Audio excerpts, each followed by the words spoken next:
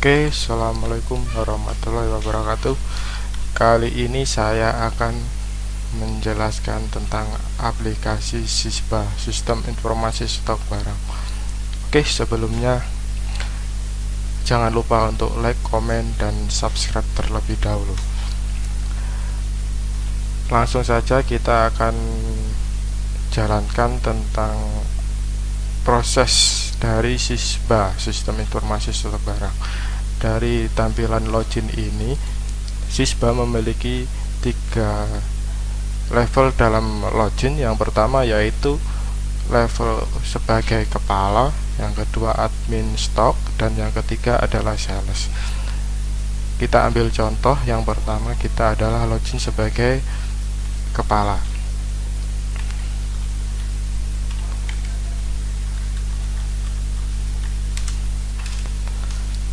Nah, setelah login, kita akan diarahkan ke tampilan dashboard SISBA. Ini adalah tampilan dashboard SISBA sebagai level user kepala atau admin stok. Di dalam dashboard ini ada data stok barang. Stok barang yang kosong akan ditandai dengan warna merah. Kemudian ada juga grafik data barang keluar. Kemudian ada data pengajuan barang dari sales per bulan. Kita langsung saja masuk ke transaksi stok barang. Yang pertama yaitu transaksi barang masuk. Transaksi barang masuk, misalkan ada supplier yang mengirimkan ke tempat distributor kita. Misalkan saja kita ambil contoh.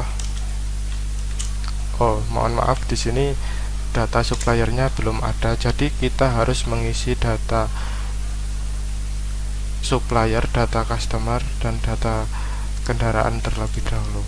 Kita ambil contoh pertama adalah master datanya. Master data di sini terdiri dari data barang, di mana data barang ini yaitu untuk menambahkan data barang baru yang masih belum ada di gudang. Misalkan yang pertama yaitu kita masukkan kode barangnya, nama barang, kemudian limit stok. Limit stok yang dimaksud di sini yaitu kita ambil limit berapa agar barang itu muncul sebagai notif. Jadi kita untuk mengantisipasi kurangnya barang, jadi nggak sampai kehabisan barang. Yang selanjutnya yaitu satuan ini yaitu misalkan satuan barangnya lonjor atau biji atau per buah dan lain-lain. Setelah itu kita klik simpan, nanti datanya akan masuk ke sini. Dan di sini adalah perintah edit, yaitu untuk edit barangnya jika ada kesalahan input, dan yang hapus ini adalah untuk menghapus barang yang tidak digunakan lagi. Oke, lanjut ke data customer. Data customer ada nama customer, alamat, telepon, email. Kemudian klik simpan. Misalkan kita contoh nama customernya.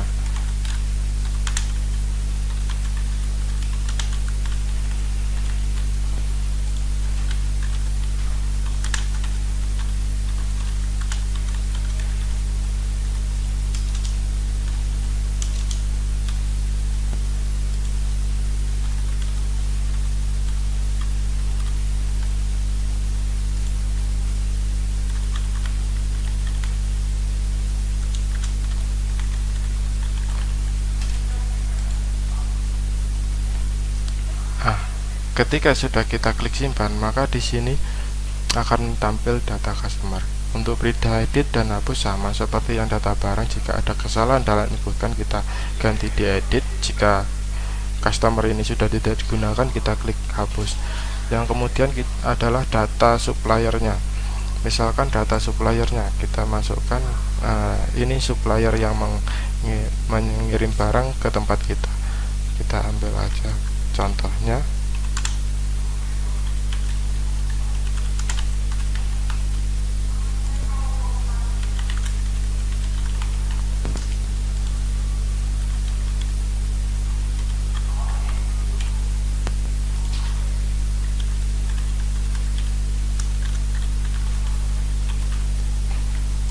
kita simpan, datanya akan sama masuk di data supplier.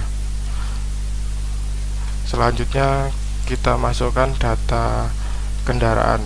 Data kendaraan ini yang dimaksud yaitu kendaraan yang mengirim ke customer kita itu adalah kendaraan apa dan sopirnya siapa. Misalkan nomor kendaraannya yaitu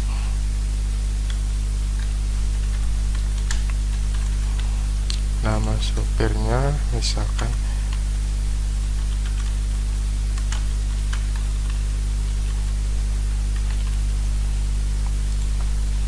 kita simpan. Ini adalah data supir, data kendaraan dan supirnya. Oke, perbedaan dari level kepala dengan admin yaitu ada di master data ini saja. Misalkan untuk admin dia tidak bisa untuk menambahkan data petugas, sedangkan untuk kepala dia bisa menambahkan data petugas. Ini adalah data petugas. Di sini ada level usernya, bisa kepala cabang, admin, dan sales. Setelah kita selesai untuk master datanya, kemudian kita lakukan transaksi barang masuk lagi. Nah, di sini karena kita sudah ada data supplier, jadi kita bisa lakukan transaksi.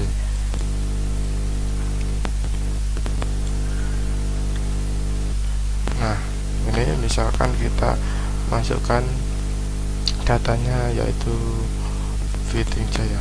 Untuk ini nama supplier ini auto search ya, jadi kita ketikkan aja namanya, misalkan Fitting gini, dia akan langsung tampil di bawahnya sini. Oke, kita misalkan nama suppliernya Fitting Jaya dan tanggal masuknya segini, tanggal notanya juga ini, atau tanggal notanya kemarin misalkan, dan nomor notanya kita ambil contoh saja NJ001, kita simpan. Nah, setelah kita simpan, kita masukkan data barangnya, barang apa yang masuk ya. Ini juga auto search, misalkan Airindo AW8, barangnya, jumlah barang yang masuk yaitu 50, kemudian kita klik tambahkan. Oke, ini misalkan adalah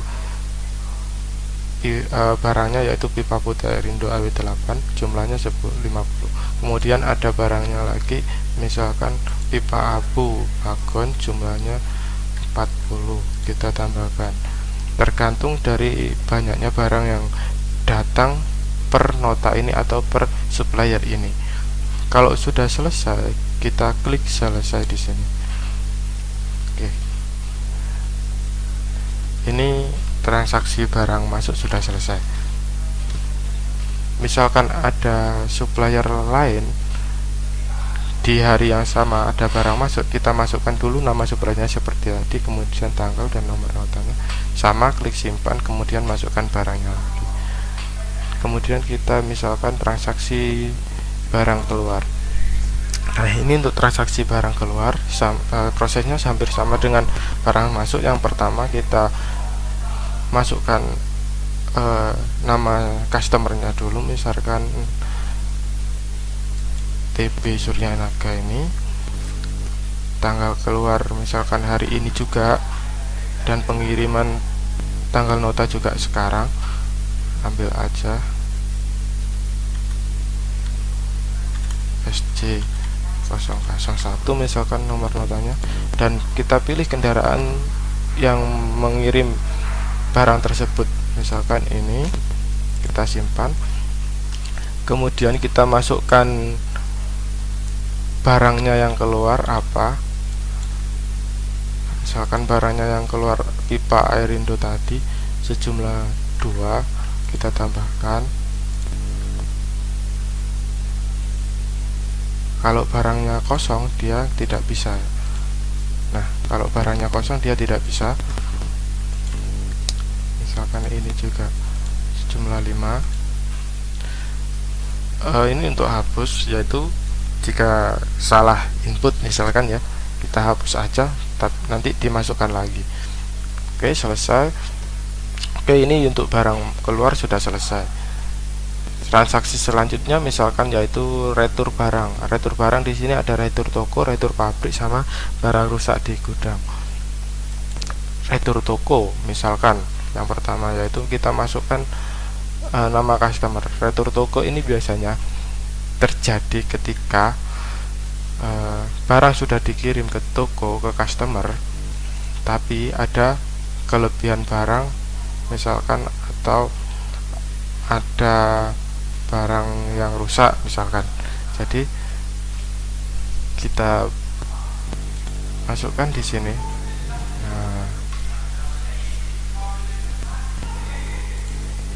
Nama customer yang meretur tadi siapa, dan misalkan truknya itu atau kendaraannya itu kembali juga di tanggal yang sama. Oke, kita simpan. Nah, di sini barangnya yang diretur tadi misalkan adalah barang AW8 dengan jumlah 1. Kondisi barang misalkan rusak. Di sini ada kondisi barang tergantung, kondisi barang bagus atau rusak. Misalkan kondisi barangnya rusak, kita tambahkan. Kalau ada lagi kita tambahkan, kalau tidak kita selesai. Misalkan cuma ini yang diretur, kita klik selesai. Yang selanjutnya yaitu transaksi untuk retur pabrik. Nah, di sini retur pabrik yaitu barang yang rusak, barang yang rusak di gudang maupun yang sudah diretur dari toko. Misalkan kita ambil supplier yang akan kita kirimin barang returan, misalkan Widing Jaya, tanggal returnya juga. Nah, di sini misalkan yang diretur adalah barang ini, jumlahnya 1, kondisi rusak. Oke, sama seperti yang retur toko, cuma bedanya yaitu ini ke pabrik atau tempat kita ngambil barang. Oke, selesai. Yang selanjutnya yaitu barang rusak di gudang. Misalkan di gudang ada barang rusak Airindo, jumlahnya 1, kita tambahkan. Misalkan lagi ada ini pipa abu, ternyata kita cek ada barang yang rusak 2, kita tambahkan. Nah, ini adalah untuk transaksi barang rusak di gudang. Kalau misalkan salah ya kita hapus, kemudian masukkan lagi. Kalau sudah selesai kita klik selesai. Oke, ini untuk barang ini untuk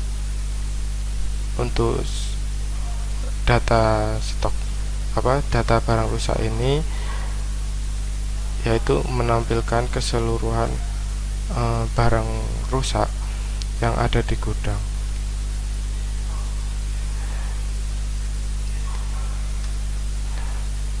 Oke, selanjutnya yaitu pengajuan barang datang. Pengajuan barang datang ini sebenarnya dilakukan oleh sales, tetapi karena ini adalah levelnya adalah level kepala yaitu bisa mengakses semuanya, jadi dia bisa ditampilkan di sini. Artinya tidak hanya sales yang bisa mengajukan barang datang, kepala cabang pun juga bisa melakukan pengajuan barang datang. Oke, nanti ini saya jelaskan di bagian sales saja. Oke, selesai untuk transaksi stok barang. Selanjutnya kita adalah laporan stok barang. Untuk laporan stok barang, di sini kita bisa lihat yaitu data stok barang per bulan Februari 2021. Di sini adalah data barang semuanya,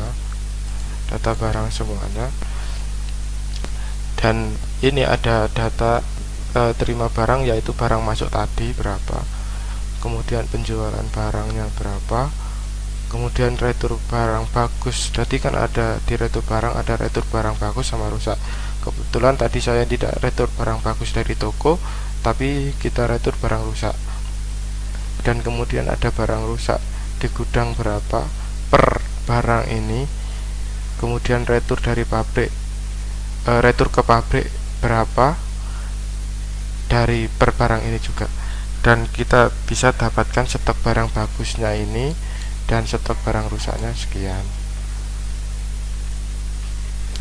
Oke, ini adalah laporan stok barang keseluruhan. Untuk filter per tahun kita ambil aja misalkan bulan Januari tahun berapa gitu, kemudian kita filter misalkan Januari 2021 kita filter. Nah, ini adalah data per bulan Januari. Misalkan bulan Februari 2021 ini per bulan Februari. Jadi intinya laporan stok barang ini per bulan. Selain itu, untuk ekspor ke Excel ini juga bisa ekspor rekap all stock. Maksudnya yaitu data stok barang ini kita rekap ke Excel, tinggal klik aja. Ini adalah rekap stoknya. Kalau yang barang masuk ini hanya rekap barang masuk saja dalam bentuk Excel. Kalau barang keluar hanya barang keluar. Untuk retur toko juga retur toko saja. Ekspor retur pabrik juga per pabrik saja, dan ekspor rusak di gudang juga per gudang saja.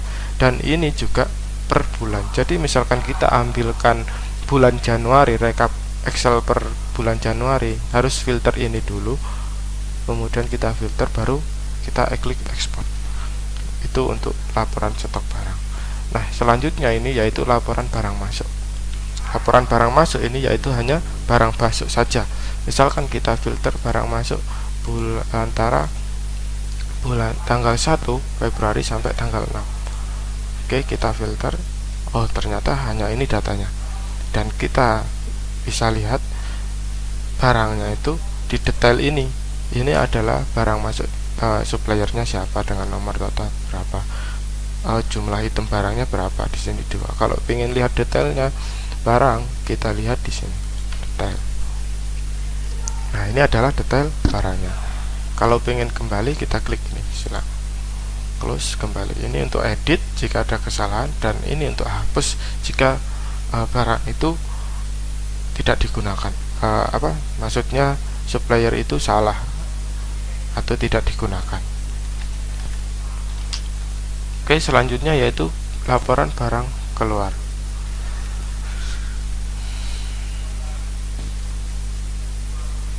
Laporan barang keluar sama juga dengan barang masuk. Ini adalah data barang customernya yang kita kirimin barang. Ini untuk filter tanggalnya juga, dan ini juga detail barangnya. Oke, langsung saja ke laporan retur toko. Nah, kalau laporan retur toko ini juga sama, tanggal berapa dia, misalkan kita filter tanggal berapa sampai berapa untuk lakukan filter. Kemudian ini adalah tanggalnya, tanggal returnya dari customer, tokonya siapa, dan jumlah barang yang diretur berapa. Kalau misalkan lebih dari 10, ya kita lihat detailnya di sini apa saja. Oke, sama juga. Yang selanjutnya yaitu retur ke pabrik. Retur ke pabrik juga sama, kita filter kalau ingin lihat rank datanya. Kemudian ini juga nama supplier yang akan kita kirimin returan. Ini jumlah barang yang kita retur, dan ini juga detailnya barangnya nanti. Ini juga detailnya barangnya. Oke, selesai. Kemudian laporan barang rusak di gudang. Laporan barang rusak di gudang, yaitu ini juga sama. Kita ambil ring tanggalnya, misalkan sampai Februari sampai ini 1 tanggal 28. Kita filter barangnya ada apa aja. Kalau barang rusak, retur barang rusak itu kita langsung bisa lihat barangnya apa saja di sini. Oh ya, untuk transaksi barang rusak di gudang tadi ini hanya bisa berlaku per hari ini. Jadi kenapa nggak ada tanggal di sini? Karena sudah mengikuti tanggal sistem di komputer. Jadi kita inputkan barangnya saja, kita tambahkan, selesai. Ini adalah sudah tanggal hari ini. Misalkan ganti hari besok, data ini tidak akan ada. Jadi kalau mau lihat ya kita harus ke laporan barang rusak di gudang. Nah, ini adalah laporannya. Seperti itu. Oke. Nah, di sisi admin atau di sisi kepala ini ada laporan pengajuan barang. Jadi laporan pengajuan barang ini adalah barang yang diajukan oleh sales, yang diinputkan oleh sales, sedangkan admin hanya bisa melihat saja di sini. Oke, di sini belum ada datanya karena belum ada yang sales yang menginputkan. Oke, kita coba di sini adalah kepala cabang melakukan pengajuan barang. Misalkan dia mengajukan barang AW6 jumlahnya 10. Kita pengajuan. Nah, admin bisa melihat di sini laporan pengajuan barangnya. Misalkan laporan pengajuan barangnya ini adalah laporan pengajuan barang ini ada di sini. Maksudnya misalkan sales sudah mengajukan barang, admin bisa lihat laporannya di sini. Misalkan ini juga filternya bulan berapa. Misalkan kalau mau ganti bulan Januari ya klik bulan Januari, tahun berapa kita filter. Nah, misalkan tadi adalah Dian Katon, dia mengajukan barang pipa putih Aurindo jumlahnya 10, maka di sini ada totalnya 10. Misalkan sales Sofyan ini juga mengajukan barang yang sama, di sini juga akan menambah. Oke, seperti itu. Jadi dari laporan ini admin bisa dengan mudah untuk mendatangkan barang apa saja yang akan dikirim gitu. Jadi admin tidak perlu tanya-tanya ke sales lagi barang apa aja yang ingin didatangkan, cukup lihat di laporan pengajuan barang ini saja. Oke, mungkin itu dari sisi admin atau kepala. Sekarang kita masuk ke bagian sales. Oke.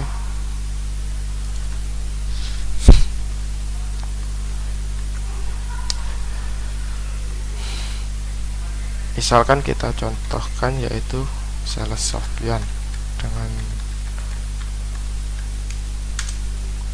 Nah, ini adalah tampilan dashboard dari sales Sofyan. Di tampilan dashboard ini untuk dashboard sales itu hanya ada stok barang.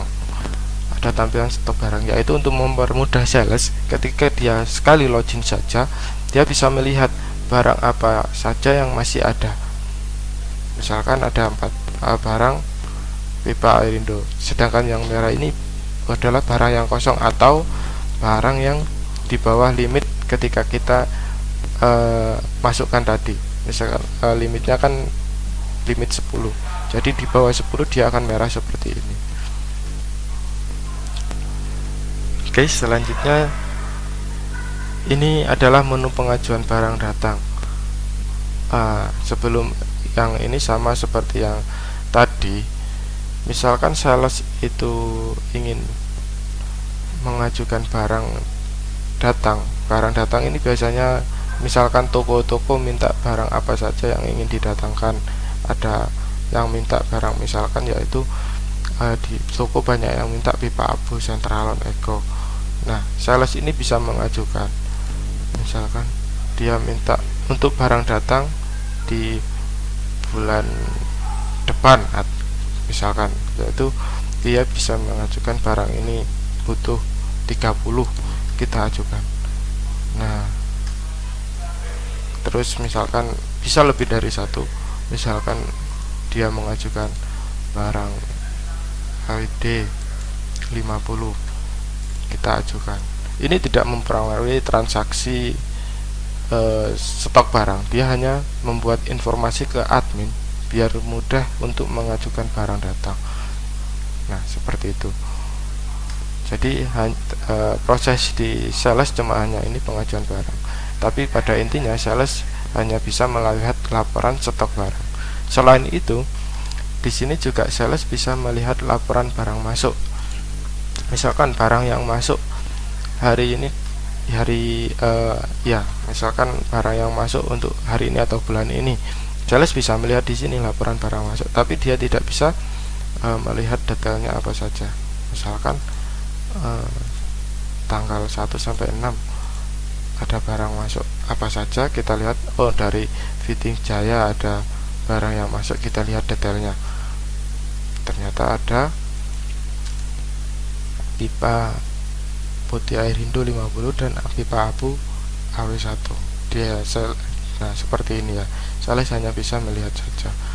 Dan yang selanjutnya sales juga hanya bisa melihat barang keluar. Gunanya yaitu biar mereka tahu barang mereka sudah dikirim atau belum. Jadi dia bisa mengecek di sini laporan barang keluar. Nah, misalkan tanggal segini, oh sudah dikirim di toko mereka, kita lihat detailnya. Oh jadi dia bisa ngecek juga. Untuk laporan barang retur, sales hanya bisa melihat retur dari tokonya dia. Jadi dia bisa melihat tokonya misalkan ada retur atau tidak. Nah, misalkan tokonya ada retur, dia bisa melihat barang apa yang diretur dari tokonya. Nah, seperti ini. Jadi dia bisa konfirmasi ke tokonya lagi. Oke, seperti itu. Mungkin seperti itu untuk transaksi salesnya. Dan di sini yang terakhir yaitu untuk profil.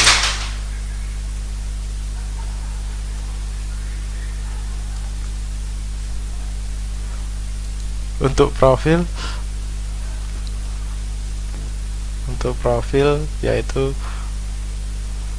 misalkan di semua level user ingin mengganti informasi dirinya apa saja, kemudian kita klik simpan aja, atau untuk fotonya bisa pilih fotonya, misalkan foto kita simpan, kita upload. Ini untuk profil.